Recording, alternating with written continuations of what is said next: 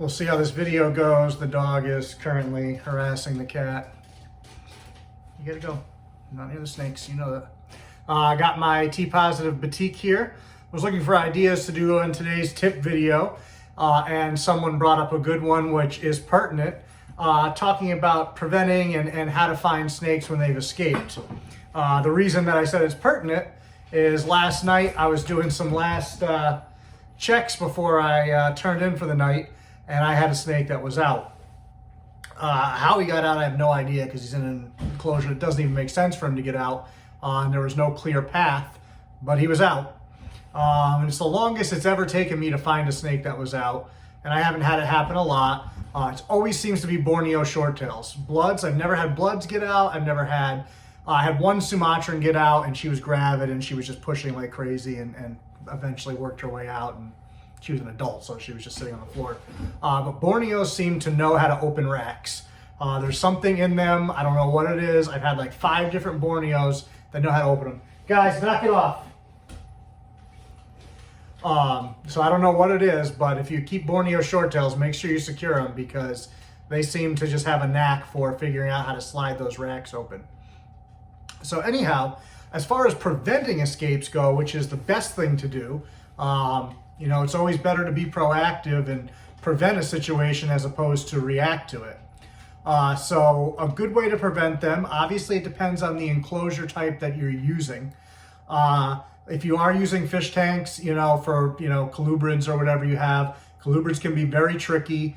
They're typically very good climbers. They're very good at squeezing through small spaces. Snakes can squeeze through spaces that you would not think. Even this snake here, you know, is a pretty good size. I mean, he could slip through something which is half his size without any real effort. They can compress and move around and do some pretty amazing things in that regard. The standoff over here with the dog and the cat. Cat must be watching from the other room. So with tanks, they do sell clips. Don't be afraid to go a little overboard. Yes, it sucks every time you have to go in there if you have to take a bunch of clips off, but it helps. People like to use weight, and you can use weight to help, but be cautious, because snakes are a lot stronger than you think. And what happens when you use this method is they are often able to push the item up, and they might even be able to wedge themselves through, but then that weight comes back down. And I've seen situations, not personally, you know, within my own collection, but I've seen friends that have lost animals by decapitation that way. So if you're going to use weight, you have to be 100% sure there is no way that snake can lift that weight. Please go. Go lay down. Go ahead. Go. She doesn't want to go because the cat's in there. Anyhow. Oh, now she's gonna. You ain't biting. So, like I said, if you're going to use weight, make sure that it's an ample amount of weight. That snake absolutely can't move that under any circumstance. And if you're not entirely sure, use more at that point, if that's the way you're going to do it. I don't think that's the most ideal way to do it, but push comes to shove. If you need something and, you know, it's the middle of the night, you know, that is one way you can secure them. I swear he has a head. Every picture I have of this guy, I have to tell people he has a head. He's always hiding it. He's not hiding it from me. He's looking right at me. So anyhow, so that's the way I would do with tanks, is use those clips. And you're going to have to replace those clips every so often, because like anything else, they'll bend and wear over time and become less effective. So be mindful of that. One of the things that I like, and let me see if I can grab them, I have them here, as far as rack systems go, and I have it less for the snakes and more so because I have dogs and cats in the house, and I do have a couple of racks that are in areas that they can get to, is I get these black binder clips that come in various sizes that you can get at Walmart or you know, any office supply store. You know, they're for reams of paper, binders, things of that nature. They're fairly strong. You know, they open up like this. You can clip them right onto either the PVC or melamine or whatever material you have. Clip them on there in front of the bin, and then it just prevents the bin from being able to slide out. And most of our racks obviously have a back on it, unless you bought some from the shitty person that I bought some from, in which case there's no back because it doesn't work. But yeah, these clips will keep that that bin in place so that the animal can't move it out, or if you have other animals or children or something, it's enough to deter that. Obviously, locks are ideal if you can do that. There are some bins that have the locking clips. If you have those, use them. And that's usually just there's a little hole drilled somewhere in the material and there's a pin that slides into it, and that prevents that bin from moving. One thing that I always thought about if I kept something I was really worried about getting out, or if I had small kids in the house, was, throwing some hinges on that thing and maybe getting like a piece of lattice and, then getting a latch on the other side where you can lock it, and, just make like a little swing door over the front of the rack, paint it to match so it doesn't look totally out of place. And then you can make it look like a decent piece of furniture and be functional. So that's something that you could definitely do that would, really make it secure from someone getting in and someone getting out. What? Oh, so angry. So as far as finding escapees go, I have a pretty good knack for that. I think all the years of working with snakes, I can kind of get in their head and pretend to be them and figure out where I would go if I was them. The first thing I'm going to tell you, people think of snakes because, most of the snakes we keep, exotics especially, need warm temperatures. People think they're going to go somewhere warm. Every time I have ever found an escaped snake, they're in like the coldest spot you can imagine. And why that is, I don't know. Typically, they're going to look for security above all else. And we've talked about that in keeping, where security is their priority majority of the time. So unless they're out seeking a resource, they're going to find a place they can tuck themselves in, and tightly so normally. So, usually when you have an escaped snake, you don't find it sitting on the middle of the floor. And I'm not saying that can't happen and doesn't happen, but by and large, they're going to look usually for the closest place they can go to that's secure. So it's really funny because a lot of snakes get out of a semi-good size enclosure and shove themselves in the rack behind the tubs. So they've left this nice space that they have, and they shove themselves into a really tight spot where you almost think they can't fit. And that's why you really want to make sure, especially if you're using racks or caging of any kind really, that you prevent escapes, because one escape can turn into 20 escapes. If you have a big enough snake get out and it knocks a whole rack over and everything comes out, or a smaller snake that goes in behind and pushes the other bins out. And I've had that happen before. The time that I had that happen and it pushed the bins open, ironically, none of the snakes that were in the bins left. Only the one that got out, and it was open for a while because he was long gone at that point. The snake that had caused it, he was actually wedged himself under the door and went into the closet in my snake room.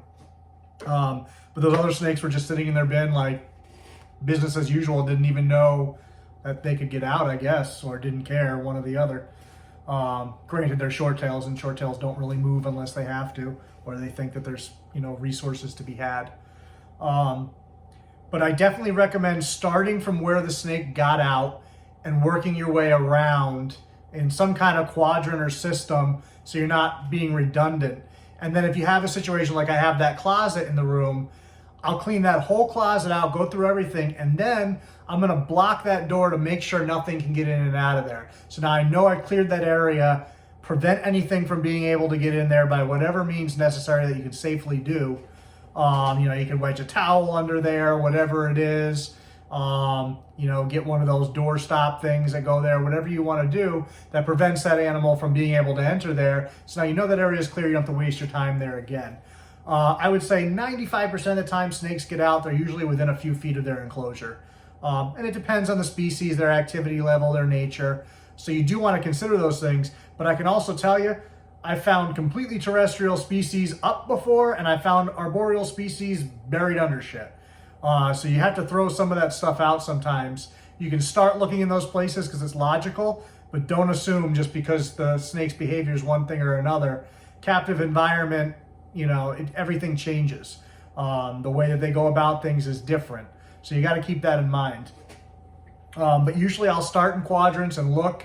A lot of times underneath the rack itself or underneath the cage itself. If the cage is on a stand or a dresser or something along those lines, where there's this little gap that you think that snake can't get under there, usually they can, and they will. And I recommend trying to use a light and shine it and look around in those places first, because moving it, you could injure the animal. So you don't want to move things until you know you can do it safely. They love to go into couches. They love to go, if you have a bed and you have a split foundation on your box spring, that's a spot where you might find snakes from time to time. I have old school radiators that are built into the wall but have access underneath. That's a place that they can go. Typically, I've never seen that happen because those do put off heat if they're on, and in the summer they're very cold, or comparatively speaking to the stuff around them. So I haven't seen them go to that before. Like I said, I haven't had a ton of escapees, but I've had a few over the years. One of the most interesting ones, I'll tell you a quick story here.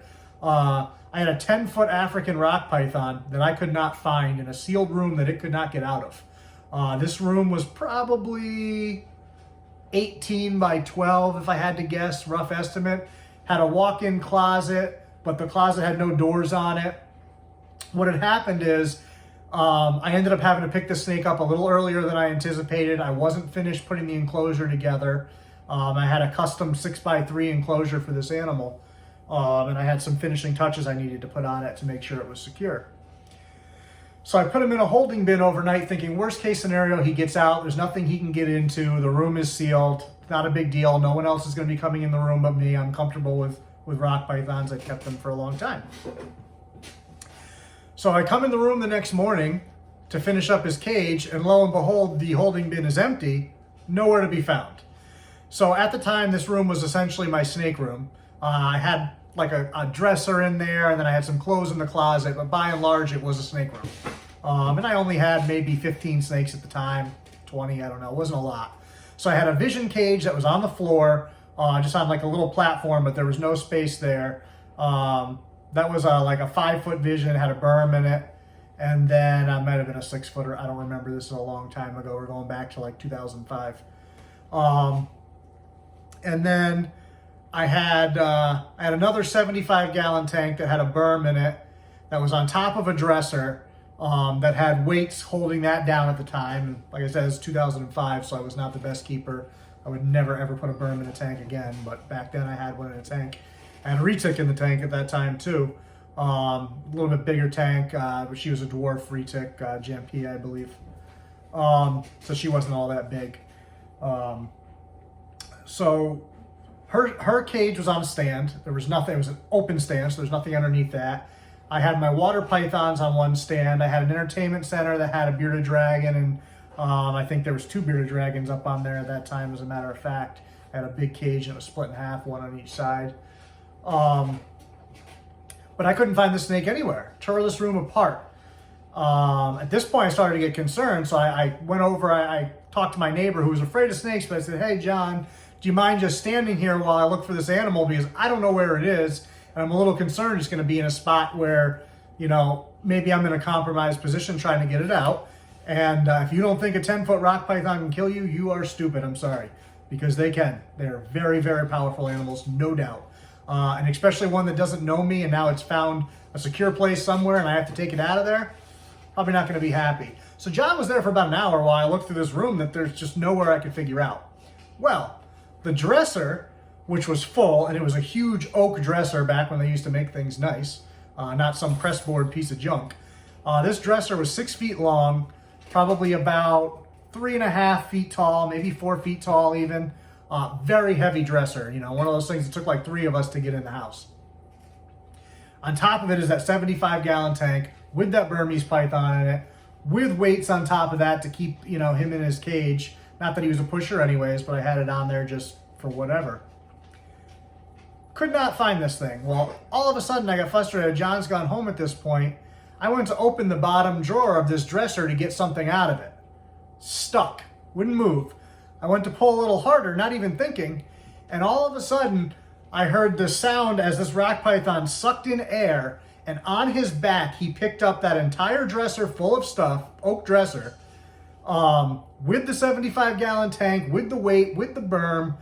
Easily this snake had 350, 400 pounds on his back, no question. Picked it up in the air just by sucking in wind, probably 3 or 4 inches off the ground. I mean, he raised this thing up. And I was like, son of a bitch, you know? So at this point, I can't move this stuff by myself to get him out. So I had to wait until my roommate came home at the time and have him help me move all this stuff so I could get this rock python out. And he came out relatively easy. Obviously, he was annoyed I found his hiding spot, but he didn't strike or anything. And I was able to put him back in the holding bin, and I obviously finished his cage right away. But the whole point of that story was just to illustrate that these animals can fit in places that you would never think. The gap underneath that dresser was probably about 1.5 inches. So he wedged his head under there and then used his body to lift that thing up, which was super impressive. And he didn't hurt himself. He didn't have any scales out of place, nothing.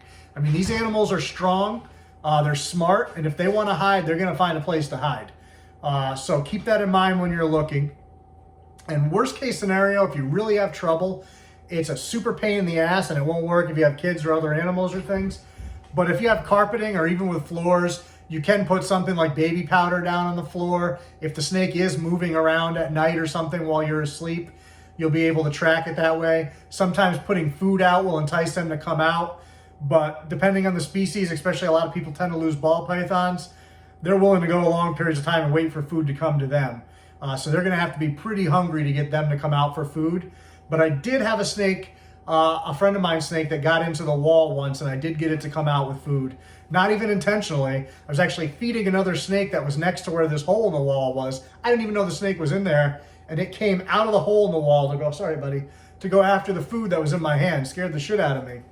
And that snake was gone for months, I believe, at that point. It was at least like 4 or 5 weeks, if not 2 or 3 months. So it was pretty cool that we got that snake back. But that definitely scared me. I had my hand over there. I was feeding a blood python actually at the time. I was focused on him, and all of a sudden the snake comes out of the wall from a hole you didn't even know was there. That's some crazy stuff. It was like underneath this recessed thing, so I didn't see it. But I sure as hell saw that snake come out. That was a ball python. So yeah, just keep that in mind. If you have any questions or other tips you want to share with other people, ways that you found snakes that were missing, ways that you prevent your snakes from getting out, go ahead and comment that on the video here. If you think this will help somebody, feel free to share it. Like, subscribe, all that. I'm running way longer than I intended, so sorry for that. I'm going to go play referee with the dog and the cat and put this guy away and make some dinner. We'll see you guys.